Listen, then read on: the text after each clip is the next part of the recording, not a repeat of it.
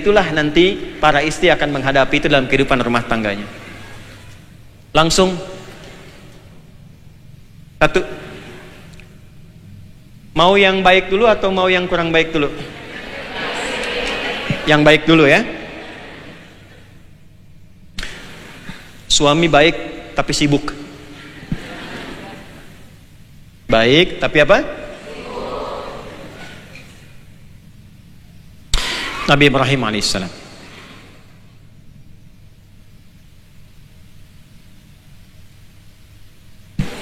Ya, pelan-pelan. Sudah?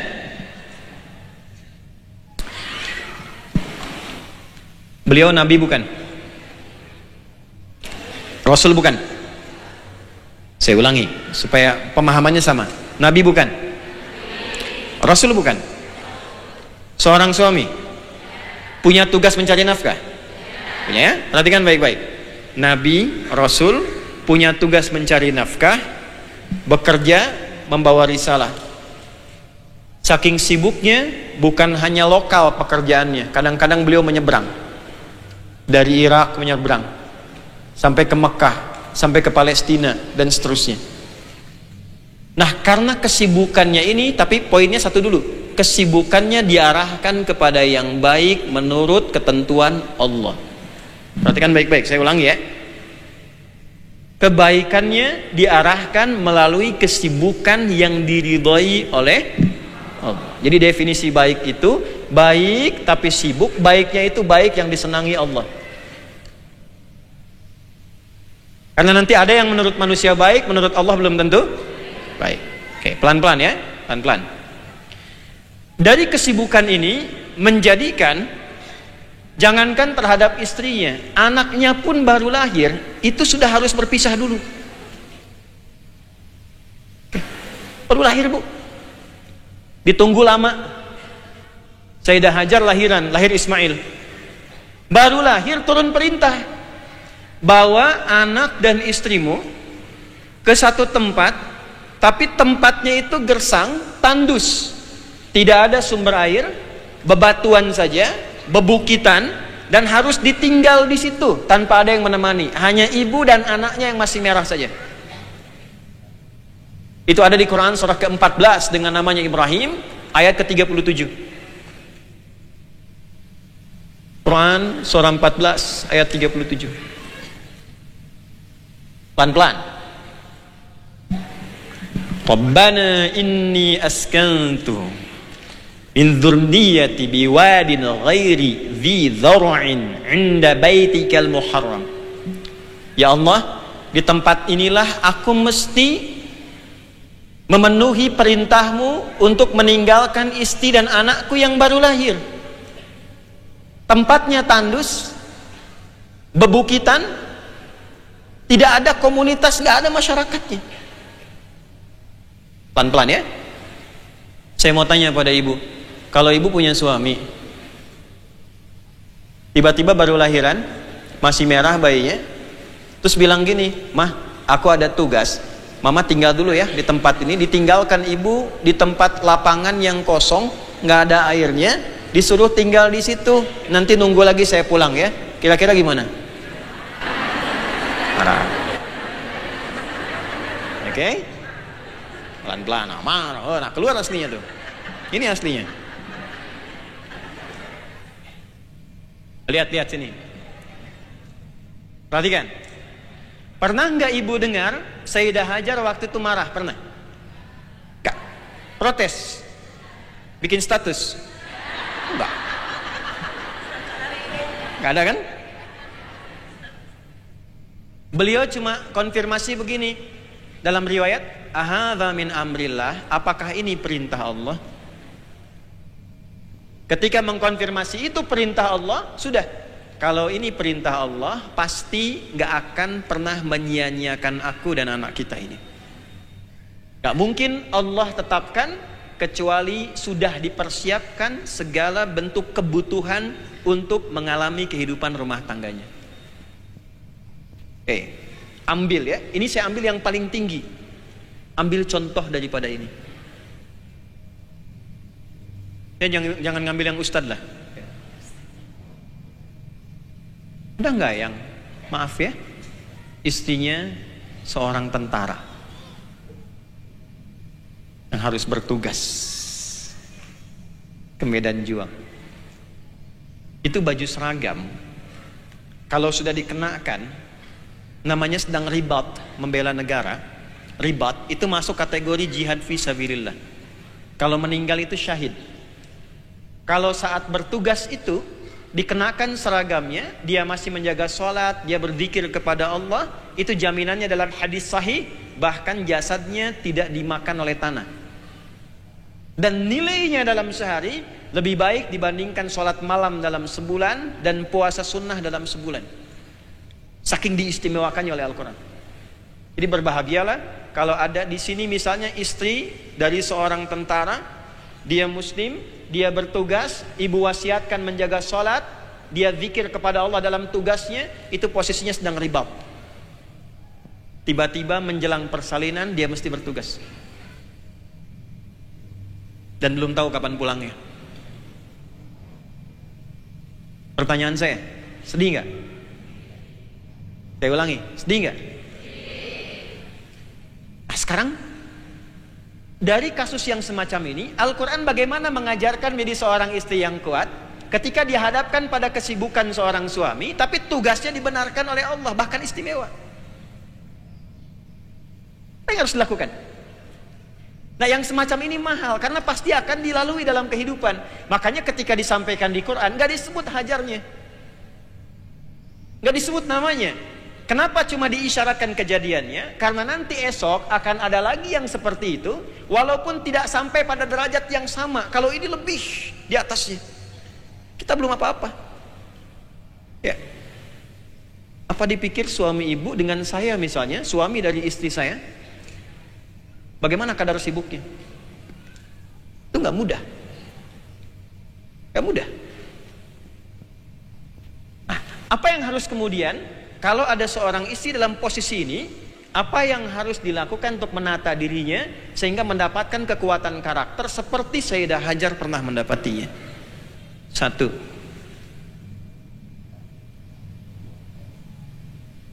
kenali dulu profesi suami itu yang membawa kebaikan yang dicintai Allah itu.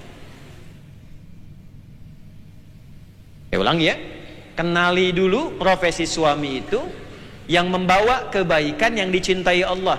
Jadi kalau ibu misalnya punya suami, jarang pulang, jarang nengok dan sebagainya, coba lihat profesinya apa, kegiatannya apa. Baiknya itu baik menurut Allah atau baik menurut manusia? Itu dulu. Ya. Kan ada yang pulang juga, dianya sehat, baik ya, tapi 2 kali puasa, 2 kali lebaran gak pulang-pulang gitu kan. Abang Toib ya. Si kabar. Dah, pelajari dulu, pahami profesi suami. Contoh, saya masukkan di sini, misalnya ini ada ustadz yang betulan ya.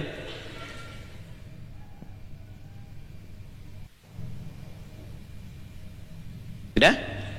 Pelan-pelan. Saya sharing sedikit.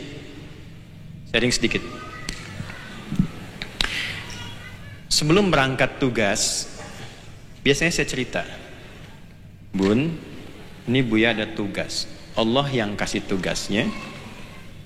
Kalau sudah ditugaskan, pasti semua yang diperlukan itu pasti akan diberikan. Pasti Allah akan jaga, pasti Allah akan berikan kekuatan pada anak-anak dan sebagainya. Jadi jangan khawatir.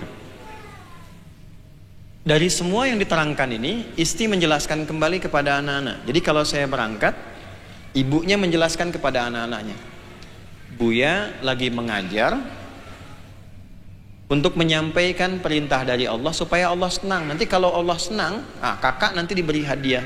Hidup kita nyaman, dimudahkan oleh Allah. Ketika semuanya sudah terjalin dengan baik, pemahamannya sudah baik, maka perhatikan baik-baik, kepergian suami itu bukan menjadi kepergian yang harus dilepas, tapi kebanggaan yang disyukuri di hadapan Allah Subhanahu wa taala. Terima kasih ya Allah, Kau mengirimkan kepadaku pasangan yang Kau tugaskan tidak seperti juga tugas-tugas yang Kau berikan pada yang lainnya. Suaminya tentara, Pelajari bu kemuliaannya. Suaminya polisi, suaminya ex dosen di kampus, kadang ada tugas ke luar negeri. Suaminya dokter, kadang harus diketuk, tidak mengenal waktu. Nah, pelajari kemuliaannya, lihat ayatnya, lihat hadisnya, sehingga ketika dia berangkat itu bukan melepas kepergian fisiknya, tapi membanggakan kemuliaan yang Allah lekatkan pada dirinya, dan membangun keyakinan kalau sudah dia berangkat karena Allah, pasti aku pun dan anak-anak akan dijaga di rumah. Nah, itu yang dilakukan oleh Hajar alaihissalam. Ismail nangis bu, perlu air, maaf asinya gak keluar.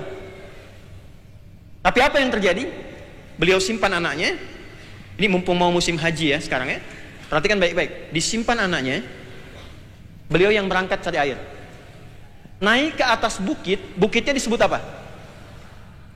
Pertanyaan saya bukan itu. Pertanyaannya, apa artinya sofa? Bersih. Apa artinya bersih? Sofa. Itu kursinya, kursi sofa, bersih. Pelan-pelan, lihat sini. Sofa. Bukit ini dinamai sofa sejak dulu atau sejak peristiwa yang dialami Sayyidah Hajar itu? Oke. Dari sofa menuju mana? Apa artinya marwah?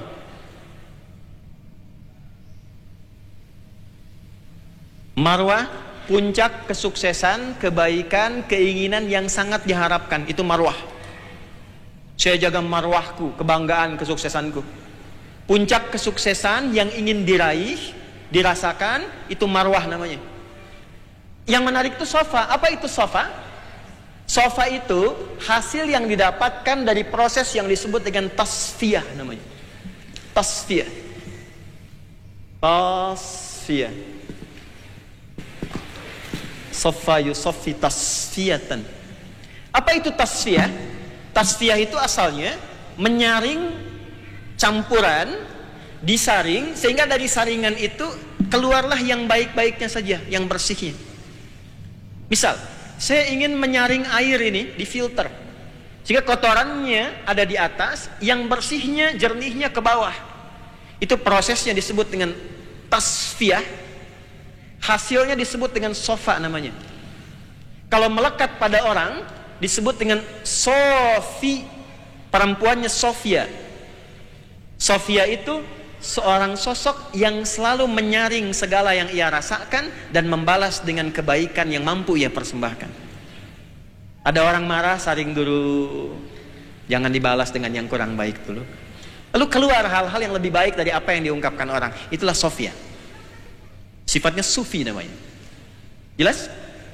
Jadi kalau ada seorang namanya Sofia, cerewet, marah terus, ya, nah, Anda boleh ingatkan, Jeng, Sofia loh gitu. Hah? Lihat sini. Kenapa bukitnya disebut sofa? Karena beliau ketika akan naik ke atas mencari, itu menyaring semua emosinya, pikiran-pikiran yang gak baiknya. Coba bu, ibu bayangkan. Kebayang gak? Belum kan? Belum saya kasih tahu kan?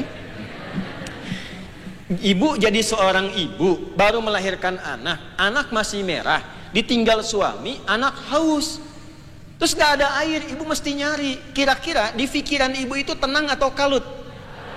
Kalut pasti. Nah, atau abdi tebut dikantunkan di dia, misal gitu kan. Kalau beliau bisa bahasa Sunda kan begitu mungkin kan. Ya Allah, kenapa mesti saya, kenapa mesti begini? Itu semua pikiran disaring oleh beliau, ya, dihilangkan itu, keluarnya yang baik-baik saja. Gak mungkin saya diperintahkan di sini karena Allah, kalau bukan Allah menyiapkan segala kebutuhannya. Gak mungkin suamiku berangkat meninggalkan aku begitu saja, kalau bukan tugas yang disukai oleh Allah. Gak mungkin aku dan anak-anakku akan diabaikan begitu saja, kalau semua ini bersumber dari Allah. Itu dihilangkan semua pikiran yang tidak baiknya, perasaan emosi yang tidak nyamannya, ditepikan itu, disaring itu, sehingga diangkat derajatnya naik ke atas bukit, diberi namalah bukitnya dengan sofa. Kalau ibu mengalami keadaan di rumah tangga sebagai istri, suaminya sibuk, tapi tugasnya mulia, manfaatnya bagi orang banyak, patut disadari, pasti gejolak itu ada bu. Suami saya kenapa sih sibuk banget? Iya mah, kenapa sih ayah itu sibuk amat? Si amat aja nggak sibuk, gitu misalnya. Itu ada. Nah, maka memunculkannya bagaimana? Belajar ke sini. Kalau itu sudah tugas yang Allah sudah berikan, pasti ada kemuliaan yang tersimpan yang belum aku raih. Kalau itu sudah ditampilkan, maka nanti ada sofa, tinggal mengejar marwah. Turun kan? Pelajaran sofa menjadi marwah itu, ngambil sesuatu itu nggak mudah, Bu. Kadang di atas, turun lagi, berubah lagi perasaan. Ya? Tapi ketika melihat peluang, kejar jalan. Sampai ke atas, fata morgana. Dengar-dengar suami mau pulang pekan depan. Begitu mau, kemudian dijemput, disiapkan, nggak jadi pulang. Sudah mau jemput di bandara, schedule-nya berubah. Pernah begitu? Apa yang terjadi kemudian? Bolak-balik, ternyata Allah kirimkan pelipur lara itu bukan pada suami yang sedang bertugas, tapi dikirimkan pada orang terdekat yang hadir di sekitarannya. Kalau seorang istri dengan tugas suami demikian selalu berprasangka baik, maka Allah akan hijab kegelisahannya dan diberikan kebahagiaan pada orang-orang terdekat yang hadir di sampingnya. Maka Hajar yang bolak-balik, Nabi Ismail yang merengek kakinya menendang. Anak kalau mau ASI kan tangan kakinya bergerak kan? Ya kan? Pertanyaan saya, kenapa waktu naik ke sofa airnya belum keluar? Tapi ketika bolak-balik sampai 7 kali, marwah, sofa, marwah, sofa, marwah, sofa, sofa, marwah berhenti, airnya gak keluar, balik ke Ismail pada keadaan yang ke-7, des, tendangan keluar, maaf, airnya memancar. Kata ibunya, lihat, zam, zam, zam, zam. Apa artinya? Bukan. Apa artinya? Bukan, gak usah maksa. 1 juta. Saya serius. Ya ibu, apa artinya bu? Ya bukan. 2 juta. Ya, bukan. Ya, kumpul. Bukan. Ya, kumpul, melimpah tidak berhenti. Oh jangan berhenti, boleh 2 juta ya, tolong dilihat ya, sebelah kiri ya. Lihat sini, zam, kumpul jangan berhenti. Zam, kumpul jangan berhenti. Zam, kumpul jangan berhenti. Kelak itu akan dikenal dengan nama sumur Zam-Zam, air Zam-Zam, artinya yang keberkahannya selalu mengalir tanpa pernah berhenti. Kalau istri selalu mengolah perasaannya untuk menghadirkan yang positif, menghilangkan kegelisahan, sepanjang dipastikan suaminya betul mengerjakan yang baik, maka Allah akan hijab kegelisahannya, dihadapkan kesenangan pada yang terdekat di keluarganya, dan dikumpulkan kebaikan tanpa pernah berhenti. Paham sampai sini? Tapi yang harus ibu pastikan suaminya betul-betul baik. Ini, walaupun dia sibuk ini. Karena ada yang baik, maaf, ada yang sibuk tapi tidak baik. Firaun sibuk tidak? Sibuk. Baik tidak? Tidak. Nah kalau yang menemukan begitu bagaimana? Ya mulai. Firaun nama aslinya siapa? 5 juta. Serius? Bukan. Umrah bintang 5. Ya waktu habis dah. Udah waktunya udah habis. Udah. Ayo coba yang angkat tangan siapa? Ya. Lihat Google, klik.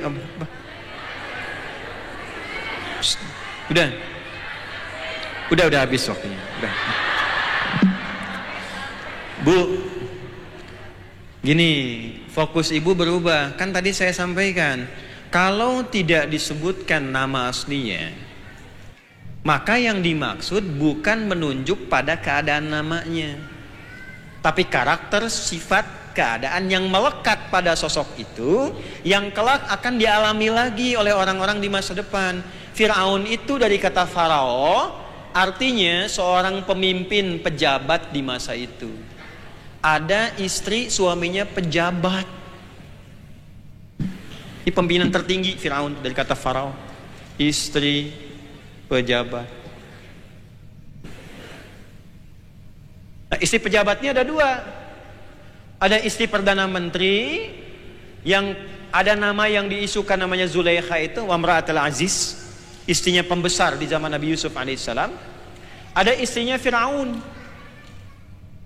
Asyah binti Muzahim itu, ya kan?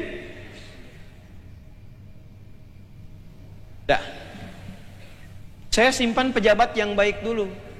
Ada nggak pejabat yang tidak baik? Ini saya disclaimer dulu ya. Ini saya sedang bahas Firaun nih, bukan bahas yang lain.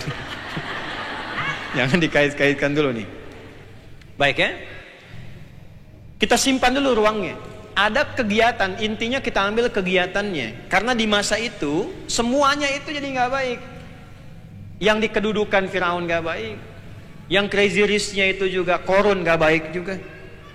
Ada intelektualnya, ilmuwan juga. Ya, Haman itu kan ilmuwan, nggak baik juga. Yang paling menarik, ada kedudukan yang mengantarkan pada karir suami, keadaannya menjadi nggak baik. Dan di saat itu Anda jadi istrinya. Gimana kurang lebih? Gambarannya gini lah Bu lah. Kalau ibu jadi istri pejabat, tapi kegiatan pejabatnya nggak baik, kira-kira ibu bagaimana? Saya pisah aja. Oh, nggak bisa begitu, tar dulu. Tar dulu, pelan-pelan, pelan-pelan. Karena pejabat yang baik juga ada. Nabi Yusuf pejabat bukan? Jabat. Menteri koordinator bidang pangan Nabi Yusuf. Nabi Sulaiman pejabat bukan? Pejabat, raja tertinggi. Ya kan? Tapi di sini ada kondisi, kita bukan bahas jabatannya nanti. Kita yang akan kita bahas adalah bila ada sikap dan sifat suami yang tidak ideal, apapun itu, yang terdampak dari pekerjaannya. Itu. Jadi ternyata banyak sikap suami itu bisa berubah karena lingkungan dan pekerjaan yang dia lalui. Maksudnya itu. Waktu awal nikah biasa, waktu sepedaan bisa barengan, motoran bisa bersama, kan? Tapi ketika diangkat jadi manajer, direktur bersama juga, cuma bersama orang lain misalnya kan. Jangan langsung dibayangkan yang aneh-aneh dulu. Sama temannya sibuk, sama macam-macamnya. Nah, berubah dia. Dan sikapnya menjadi nggak baik. Jarang nyapa, cuek, berubah jadi galak gitu. Pertanyaan saya, kira-kira kalau ibu menemukan perubahan karakter suami seperti itu, apa yang harus ibu tampilkan?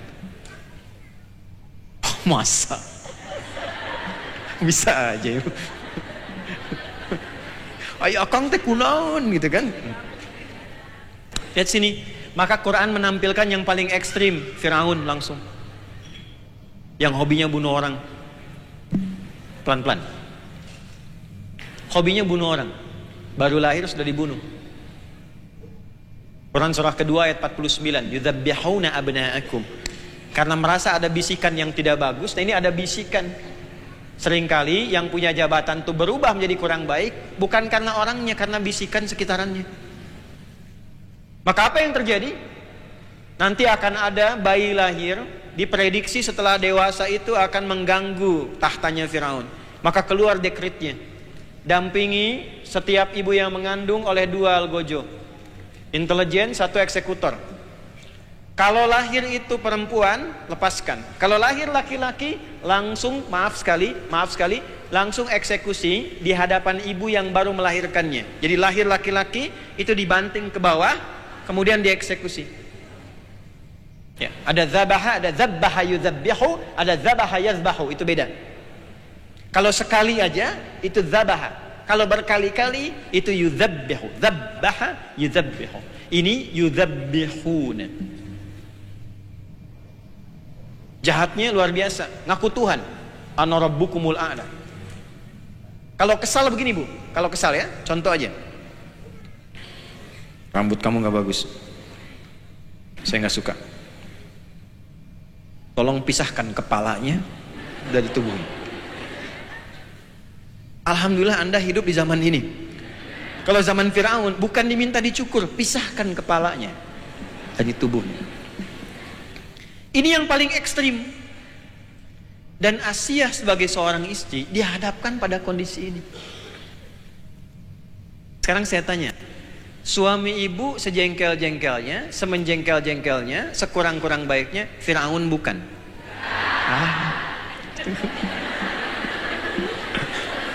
Tuh. Sudah pernah bunuh orang? Ngaku Tuhan? Enggak kan? Jadi kalau Asiyah itu bisa, kenapa ibu nggak bisa? Kembalikan. Karena nggak mungkin dipasangkan pada ibu, bukan pada perempuan lain, karena hanya ibu yang bisa. Kumaya teh. Itu dulu. Cuma nanti batasnya sampai mana kita belum tahu. Di batas mana kemampuan bisa itu diukur? Nanti ada lagi ayatnya. X, Y, Z, kalau dalam bahasa ilmiahnya ada variabelnya, ada standarnya. Ibu berjuangnya sampai mana? Karena Asiyah pun ada batasnya. Hanya beliau mengambil batas paling akhir sampai ajal tiba. Gitu. Ibu nanti ada batasnya juga. Kalau suaminya bertindak begini, seperti ini responnya. Kalau melebihi begini, seperti ini responnya. Kalau lebih kurang bagus lagi, ini jalan keluarnya. Itu ada semua. Pertanyaan saya, ketika berumah tangga menemukan karakter yang kurang ideal pada suami, itu dipelajari enggak? Jangan-jangan putihnya nggak kelihatan, yang dilihat titiknya aja. Itu masalahnya. Dan tidak ada kehidupan rumah tangga yang tanpa masalah, nggak ada. Jadi jangan percaya kalau ada orang berumah tangga nggak pernah bertengkar, itu jangan percaya, mustahil. Karena Nabi pun mengalami dinamika rumah tangga. Ya, apalagi saya, ustadz seustadz-ustadznya pasti punya masalah. Bohong kalau ada ustadz mengatakan kami tidak pernah bertengkar. Pasti ada masalah itu. Ya. Istri dari ibu yang beda, lahir di tempat yang beda, tumbuh di tempat yang beda, karakter dia beda, tidak sama, harus disamakan, nggak mungkin. Pasti ada adaptasi dulu. Dalam adaptasi ini pasti akan ada karakter yang muncul. Nah sekarang kalau dibawa ke tipikal istri bagaimana?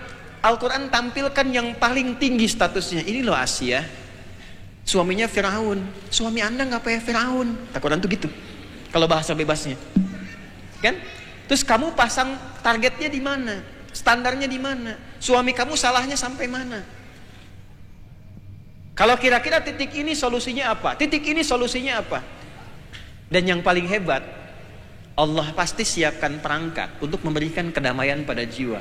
Makanya sebelum tumbuh karakter Fir'aun yang jahat pada istrinya itu, dikirimkan Musa dulu sebagai pelipur lara. Begitu marah lihat Musa, tenang lagi. Begitu kurang enak lihat Musa, ceria lagi. Itu semua dipersiapkan. Dan yakin bu, sebagaimanapun karakter seorang suami, pasti Allah berikan pengantar untuk menenangkan kembali keadaan hati yang kurang nyaman itu. Tuh. Cuma nanti pelajari batasnya. Dari mana batas itu muncul? Dari perilaku suami. Pelanggaran syariatnya kecil, menengah, atau besar. Kalau dia melakukan pelanggaran kecil, bagaimana solusinya? Yang kecil itu biasa, labas, lewat. Kadang bisa selesai dengan canda, nggak usah terlalu serius. Saya agak heran sekarang ada pelatihan, ada daurah rumah tangga, kok terlalu serius gitu. Padahal kata Nabi rumah tangga itu banyak bercandanya. Ya. Saya kalau dengan istri komunikasi, ini live nggak? Live ya. Tapi nggak apa-apa, saya banyak bercanda. Banyak bercanda. Kadang ditanya suka nggak kalau serius gitu. Ya. Buya habis ini mau kemana? Ke Hongkong. Padahal mau ke Taman Sari gitu kan. Ya nanti, baru dari situ kan jadi turun lagi. Jadi bercanda, akhirnya ketawa, akhirnya macam-macam gitu. Rumah tangga itu banyak bercanda. Nabi kadang bercanda balap lari dengan Sayyidah Aisyah. Kadang, oh kamu kok sekarang gemuk banget ya gitu. Nah gitu. Kadang bikin adonan. Adonannya baru disusun, kemudian diambil sedikit, diberikan ke keningnya. Kadang demikian, banyak hal yang bisa dilakukan. Ya, ada seorang suami baru keluar lihat istrinya qadarullah cantik luar biasa.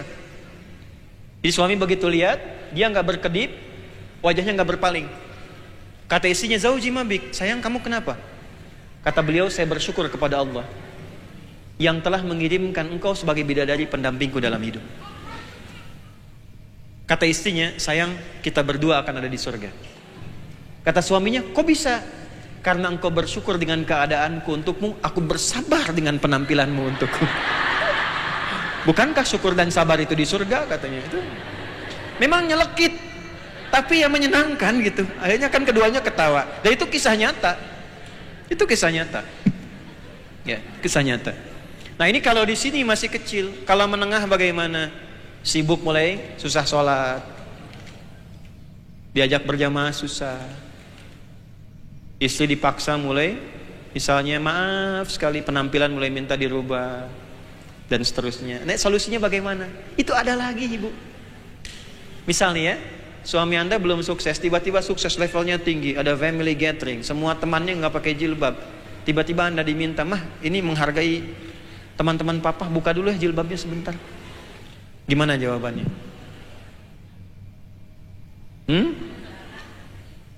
Terus marah dan sebagainya. Nah itu juga ada jalannya di Quran. Ada jalannya. Itu lembut sekali. Ud'u ila sabili rabbika bil hikmah. Tampilkan hikmah. Sayang, bukannya aku gak mau taat atau gak mau lepas, tapi mamah itu mendidik sampai sekarang. Persembahan terbesarnya supaya dibawa pulang ke hadapan Allah ini jilbabku. Aku takut ketika dibuka itu tiba ajalku kemudian meninggal, dipakai selama hidup, meninggal tanpa jilbab. Terus dipasang lagi kain kafan dengan kerudung, aku malu kalau ditanya man rabbuka misalnya. Udah kapan lagi aja, kapan-kapan. Nanti itu bisa berubah. Dan itu ada, tidak harus berdebat. Apa?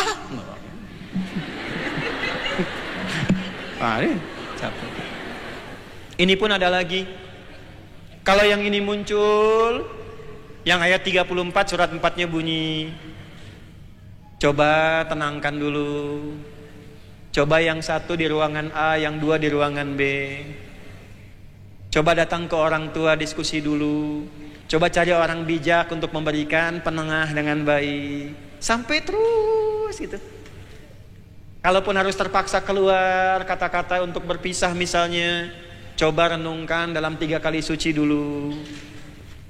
Orang salah memahami talak saat ini. Talak itu pada awalnya adalah skema jarak agak panjang untuk memberikan penilaian akhir. Ada nggak masih ada rasa cinta, kebaikan, berubah, rindu dan sebagainya? Kalau masih ada, durasinya ada. Kalau nggak peduli, maksiatnya masih jalan, ada lagi nanti setelah itu. Kalau suami itu di luar perkiraan, tiba-tiba kerasnya keluar, KDRT-nya keluar, nggak pernah mau sholat, tapi nggak pernah juga pengen memisahkan. Nanti ada lagi solusinya. Dikenal khulu namanya. Itu pun ada prosesnya. Jadi semua ada jalannya. Pertanyaan saya, dari semua masalah rumah tangga yang mungkin muncul pada suami, sebagai istri, ibu pelajari nggak rumusan itu? Saya kan baru berikan garis besarnya saja, belum detailnya. Nah ini tugas, tipenya ada di mana? Sebagai istri seperti A apa? Seperti B apa, dan turunannya. Ada yang lebih dahsyat lagi. Ada yang lebih dahsyat lagi. Yaitu resikonya tinggi. Dilakukan bisa berpisah, nggak dilakukan adaptasinya nggak mudah. Tapi kalau bisa melewati itu, jaminannya surga. Itu akan kita bahas di pertemuan berikutnya. Waktunya udah habis.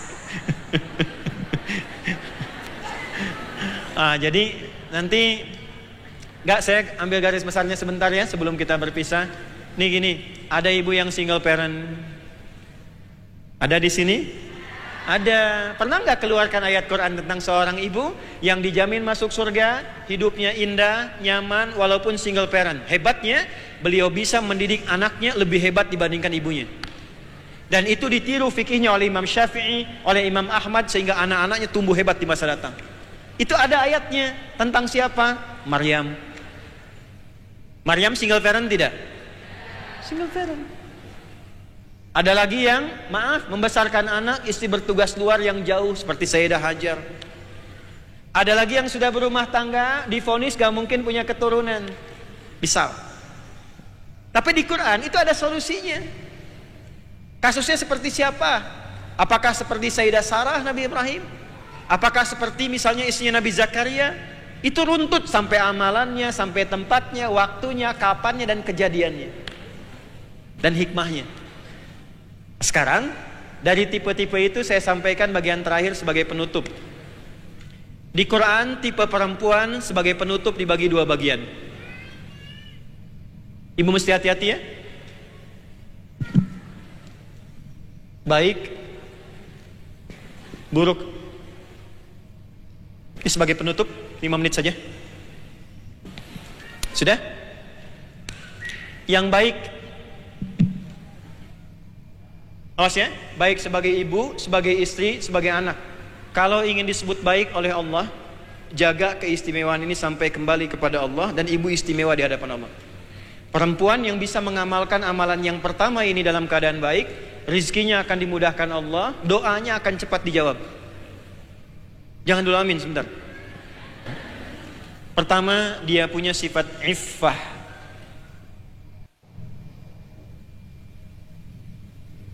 Menjaga kehormatan dirinya, menjauhkan diri dari segala hal yang bisa merusak kehormatannya di hadapan Allah. Tolong jaga sebagai perempuan, ibu ini istimewa. Diciptakannya istimewa, tampilannya istimewa, dijaga dengan istimewa. Pelajari keistimewaan itu dan jaga sampai meninggal, sampai pulang. Penampilan istimewa. Maka terapkan sifat iffah dalam penampilan. Pelajari apa yang boleh tampak, apa yang gak boleh tampak. Kepada siapa boleh tampak, kepada siapa gak boleh tampak. Tapi pelajari dulu supaya mengerti. Jadi gini, kalau mau berjilbab yang enak, ya, bukan sekedar dipakai, tapi ibu tahu kenapa turun ayat jilbab yang sebelumnya gak ada. Sebelumnya gak ada jilbab, tapi kenapa bisa turun? Dan itu bahasa cintanya itu luar biasa.